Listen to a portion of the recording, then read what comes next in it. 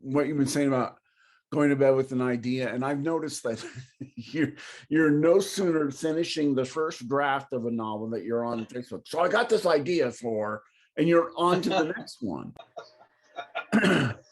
And there's the old yarn, where do your ideas come from? And it's really the ether, or there's just some trigger. I mean, realistic, and that was one of the things Gaiman talks about, is realistically we all know the answer to it, but nobody wants to talk about it because it's somewhat mysterious. But is that part of the discipline too? Is getting into the habit of coming up with new ideas? No, that is a little more elusive, and it does come across as something as metaphysical at times, but it really isn't. To me, art, any sort of art form, is a method of communication, and you're communicating something to someone. It can be any number of things, but the senses we use to interact with the world, our eyes, our ears, olfactory senses, all that, I see that as a form of communication as well. So you're getting bombarded by things every day, whether it's something on the streaming network, music, you take a walk in the forest, whatever.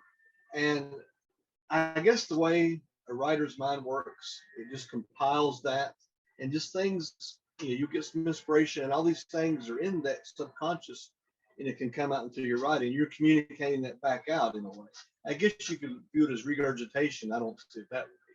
It's just you're reshaping it into something else that's your own, that you hope someone else can relate to and enjoy. But as far, I don't, the worst thing to do for me would be just sit around the kitchen table with my coffee. What's the next novel going to be? I don't do that. And that may work for someone, but it just pops in my head, and I have things in my head all the time, constant ideas, and a lot of them are bunk. A lot of them I will never bother with. But some, yeah. But there are some that will stay with you. I can be at work or I can be at home, and just whatever, and that idea is still there, and you can see the characters, and these things materialize like a film someone is, making in your mind. And that's when it's like, well, I need to do something with this. Then the end result may be far different than what you thought originally, but that's always the impetus. That's that's the catalyst for it. And I do this and do this, and I don't view that as stealing. And I've heard that quote, the best artists steal. Well, that's probably true. You're going to get influenced by everything, and you can't help that. It's ultimately what slant you can bring to that story yourself. And of course, at the end of the day, you have to enjoy doing it. You can't, and that's why I couldn't be one of these writers like, okay, what's trendy now, and I'll try to write that. I could attempt that, but I would hate it. I wouldn't enjoy it. That may work for some people, but I couldn't do that. So I'm not doing that either. Like, hey, a Squid Game is popular, I'm gonna write this book and hope that a publisher gobbles that up. No, it just inspired me. And sometimes you just come across something, a stimulus like that